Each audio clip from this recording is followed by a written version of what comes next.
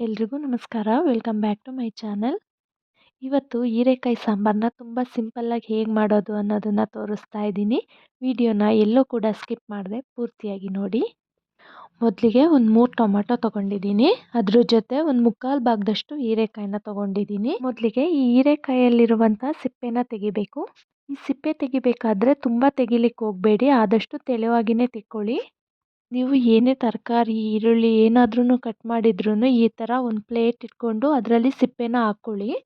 ಏನಕ್ಕೆ ಅಂತಂದರೆ counter top ಮೇಲೆ ಹಾಕ್ಕೊಂಡಾಗ ಅದು ತುಂಬ ಗಲೀಜು ಅನಿಸುತ್ತೆ ಮತ್ತು ಕೆಲಸ ಜಾಸ್ತಿ ಅನಿಸುತ್ತೆ. ಈ ರೀತಿ ಒಂದು ಪ್ಲೇಟಲ್ಲಿ ಹಾಕ್ಕೊಳ್ಳೋದ್ರಿಂದ ಕೆಲಸನೂ ಕಡಿಮೆ ಆಗುತ್ತೆ, ನಮಗೆ ಟೈಮ್ ಕೂಡ ಸೇವ್ ಆಗುತ್ತೆ ಅನ್ನೋ ಉದ್ದೇಶದಿಂದ. ಸಿಪ್ಪೆ ತೆಗೆದಿರೋಂಥ ಹೀರೆಕಾಯಿನ ಈಗ ನಿಮಗೆ ಯಾವ ಶೇಪಿಗೆ ಬೇಕೋ ಆ ಶೇಪಲ್ಲಿ ಕಟ್ ಮಾಡ್ಕೊಳ್ಳಿ. ನಾನು ರೌಂಡ್ ಶೇಪಲ್ಲಿ ಕಟ್ ಮಾಡ್ಕೊಳ್ತಿದ್ದೀನಿ. ಕಟ್ ಮಾಡಿರೋಂಥ ಹೀರೆಕಾಯಿನ ಇವಾಗ ಒಂದು 10 ನಿಮಿಷ ತೊಗರಿಬೇಳೆನ ಕುಕ್ಕರಲ್ಲಿ ತೊಳೆದು ನೆನೆ ಹಾಕಿದ್ದೆ. ಈಗ ಆ ಕುಕ್ಕರ್ಗೆ ಸೇರಿಸ್ಕೊಳ್ತಾ ಇದ್ದೀನಿ. ಈಗ ನಾನು 3 ಟೊಮೆಟೊ ಹಣ್ಣನ್ನ ತೊಗೊಂಡಿದ್ದೀನಿ. ಯಾವ ಸೈಜಿಗೆ ಬೇಕೋ ಆ ಸೈಜ್ಗೆ ಕಟ್ ಮಾಡ್ಕೊಳ್ಳಿ. ನಾನು ಮೀಡಿಯಮ್ ಸೈಜಲ್ಲೇ ಕಟ್ ಮಾಡ್ಕೊಳ್ತಾ ಇದ್ದೀನಿ. ತೊಗೊಂಡಿರೋಂಥ ಎಲ್ಲ ಟೊಮೆಟೊನೂ ಈ ರೀತಿಯಾಗಿ ಕಟ್ ಮಾಡಿ ಇಟ್ಕೊಳ್ತೀನಿ. ಕಟ್ ಮಾಡಿರೋಂಥ ಎಲ್ಲ ಟೊಮೆಟೊನೂ ಕುಕ್ಕರ್ಗೆ ಸೇರಿಸ್ಕೊಳ್ತೀನಿ. ನಂತರ ಒಂದು ಈರುಳ್ಳಿನ ಕಟ್ ಮಾಡಿ ಸೇರಿಸ್ಕೊಳ್ತೀನಿ. ಜಾಸ್ತಿ ಏನು ಈರುಳ್ಳಿ ಸೇರಿಸ್ಕೊಳ್ತಿಲ್ಲ, ನಾನು ಒಂದೇ ಒಂದು ಈರುಳ್ಳಿನ ಸೇರಿಸ್ಕೊಳ್ತೀನಿ. ಕಟ್ ಮಾಡಿದ್ದಾದಮೇಲೆ ಅದೇ ಕುಕ್ಕರಿಗೆ ಈರುಳ್ಳಿನ ಸೇರಿಸ್ಕೊಳ್ತೀನಿ. ಈರುಳ್ಳಿ ಸೇರಿಸ್ಕೊಂಡಿದ್ದಾದಮೇಲೆ ಒಂದು 4ರಿಂದ 5 ಇಳಕ್ಲು ಬೆಳ್ಳುಳ್ಳಿ, ಸ್ವಲ್ಪ ಅರಿಶಿನ ಪುಡಿ, ರುಚಿಗೆ ತಕ್ಕಷ್ಟು ಉಪ್ಪನ್ನ ಸೇರಿಸ್ಕೊಂಡು ನೀರನ್ನ ನೋಡ್ಕೊಂಡು ಸೇರಿಸ್ಕೋಬೇಕು. ನೀರನ್ನ ಸೇರಿಸ್ಕೊಂಡಿದ್ದಾದಮೇಲೆ ಕುಕ್ಕರ್ ಲಿಡ್ನ ಕ್ಲೋಸ್ ಮಾಡಿ ಒಂದು 3 ವಿಷಲ್ ಕೂಗಿಸ್ಕೋಬೇಕು.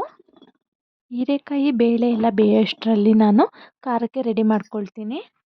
ಒಂದು ಮಿಕ್ಸರ್ ಜಾರ್ಗೆ ಒಂದು ಅರ್ಧ ಹೋಳಷ್ಟು ತೆಂಗಿನಕಾಯಿನ ತುರಿದು ಸೇರಿಸ್ಕೊಂಡಿದ್ದೀನಿ.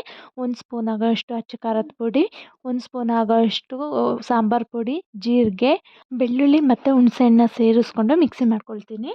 ಖಾರ ರುಬ್ಕೊಳ್ಳೋ ಅಷ್ಟರಲ್ಲಿ ಈ ಕಡೆ ಕುಕ್ಕರ್ 3 ವಿಷಲ್ ಕೂಗಿತ್ತು, ಹಾಗೆ ಕುಕ್ಕರ್ ಕೂಡ ತಣ್ಣಗಾಗಿತ್ತು. ಹೀರೆಕಾಯಿ, ಟೊಮೆಟೊ ಹಣ್ಣು, ಬೇಳೆ ಎಲ್ಲ ಚೆನ್ನಾಗಿ ಬೆಂದಿತ್ತು, ನೋಡ್ತಿರ್ಬೋದು ನೀವು. ಈಗ ಈ ಕುಕ್ಕರ್ಗೆ ರುಬ್ಕೊಂಡಿರೋ ಅಂತಹ ಖಾರನ ಸೇರಿಸ್ಕೊಳ್ತೀನಿ.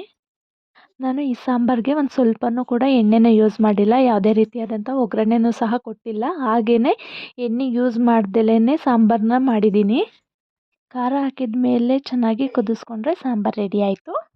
ಯಾರಿಗೆಲ್ಲ ಈ ರೆಸಿಪಿ ಇಷ್ಟ ಆಯಿತು ಪ್ಲೀಸ್ ಒಂದು ಲೈಕ್ ಮಾಡಿ. ಯಾರೆಲ್ಲ ನನ್ನ ಚಾನಲ್ನ ಇನ್ನೂ ಸಬ್ಸ್ಕ್ರೈಬ್ ಮಾಡದೆ ನೋಡ್ತಾ ಇದ್ದೀರಾ ಪ್ಲೀಸ್ ಸಬ್ಸ್ಕ್ರೈಬ್ ಮಾಡ್ಕೊಂಡು ನೋಡಿ. ಮತ್ತೆ ಇನ್ನೊಂದು ಹೊಸ ವಿಡಿಯೋದೊಂದಿಗೆ ಸಿಗ್ತೀನಿ. Thank you.